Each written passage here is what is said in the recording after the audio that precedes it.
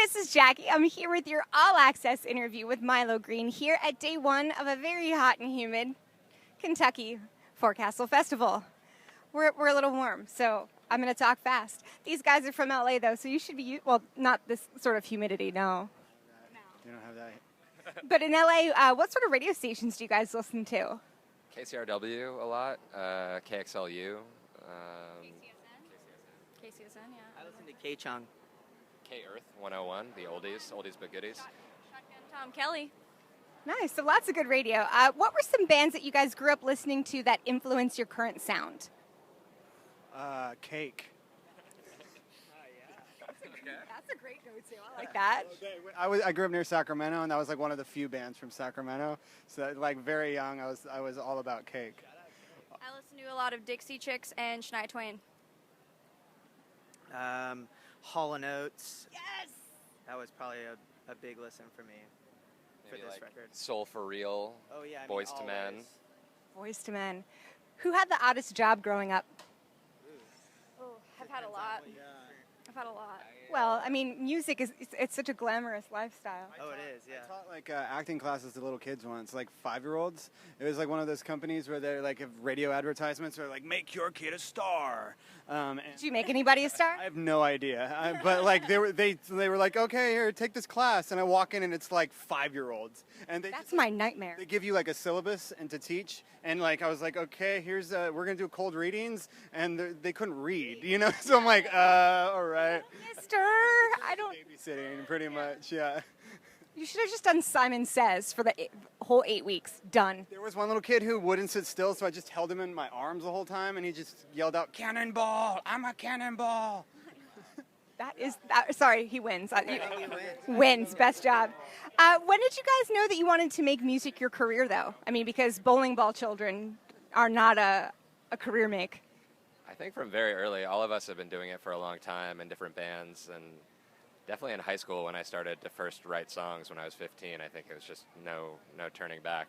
Just like, you know, expressing yourself through song is just like so joyous, you know?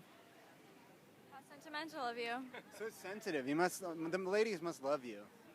No? He must have taken your class. Maybe. I didn't recognize you.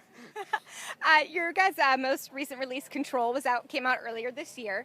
If you could pick a song or two that best represents your overall sound, what would those songs be? Probably Lonely Eyes is a very good example of it. Just kind of a groovy pop jam. I think White Lies is a good one, too. That's the first track on the record. Sets the tone, sets the mood. You guys have Control is available on vinyl. What are some of the benefits of releasing your album on vinyl? Well, it's really cheap to make, so it's like a great... Is it? I didn't know that. I would have assumed it would be really expensive. No, it's super expensive. I'm just being a jerk. I don't know. I think our fan base are vinyl collectors. People at shows on our tours are always really excited that we have vinyl available. It's one of the biggest things that people buy from us. So I think it's just listening to that kind of rich sound quality has always sat well with what we're trying to do with our music and the people that listen to our music. I agree. You definitely get warmth that you don't get on a CD or an MP3 or whatever they call the digital files. So how do you make sure that you make a lasting impression here at Forecastle with all the fans? We're the only band who didn't sweat. And people were like, weird, how are they not sweating? I was about to pass out on stage, and I thought maybe if I do this, it'll be like a good, memorable thing, and the whole community will like really rally behind us. But then I didn't pass out. See, if you did, it could have gone viral. It would have been a hit. You should have passed out. God damn it. You can't control these things. It's not like you can... Taking my acting class, then maybe. Very, very nice. Oh, woe is me. I've got the vapors. So do you guys like these outdoor hot venues, or do you prefer the more intimate club venues? I like the way that you preface that like we're going to say yes. Like, no, we really like it outside when it's 100 degrees. Well, some people can take it. Some people can hack it. I don't know. After growing up in Los Angeles, coming into the humidity, I just my body doesn't understand it. It's insane. I sweat enough already, but here it's just... So yeah, clubs with air conditioning. Clubs with air conditioning.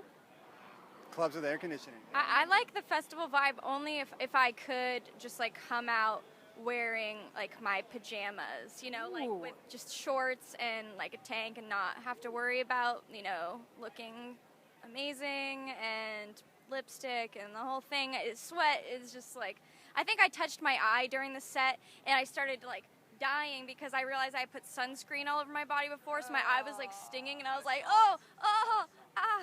See, I feel like It looked Victoria. like you were channeling emotion. I was like really into it. Like, ooh, yeah. Victoria's Secret needs to sponsor a concert series, then everyone can wear their pajamas. Ooh, I will wear those wings. play And that so show. will Robbie. Robbie will wear the wings too. I'm going to get this started. I promise I'll make that in the works for you guys. How do you guys prep for TV appearances? You've done some TV performances, and from what I hear, they are absolutely nothing like performing at a festival or club. So how are they different? It's one of those things you just kind of like jump in it for like the first time. Like there's just like this next level of kind of there's that thing where you're just doing something for the first time. You can't really plan for it. You just go do it, you know. And then over time, I mean, we've done like probably 4 of them at this point. So like, you know, by this point, we're like, all right, we've done this before, so it's easy to get up there. You know, like the first time, like we did Letterman, and we drove through the night to get there and loaded in at 4 a.m., and we were all tired. And it was one of those moments where, like, the moment we stopped playing, there was just like a nervousness that, like, I allowed myself to acknowledge that I had no, like, I knew it was there before, but I didn't let myself like give into it because it just would have taken too much of my attention. But yeah, I mean, we were in like our first late night was the Ed Sullivan Theater where the Beatles had played, and I mean, you can't like think about that too much. Yeah. How different is that performance? Because there isn't much of a crowd from what I hear. Right, the live energy isn't there, so you have to kind of make it work and play off each other a little bit more. You gotta work those cameras. You know, I mean, you got, You gotta pose, you gotta work the You have to make camera. those noises when you do that also. Very nice. So what's up next for you guys after Forecastle? A handful more beer. We're doing a few more summer festivals. We're going to Birmingham for Sloss, and then we're doing shows in New Orleans, Houston, Dallas, Tulsa, and Denver.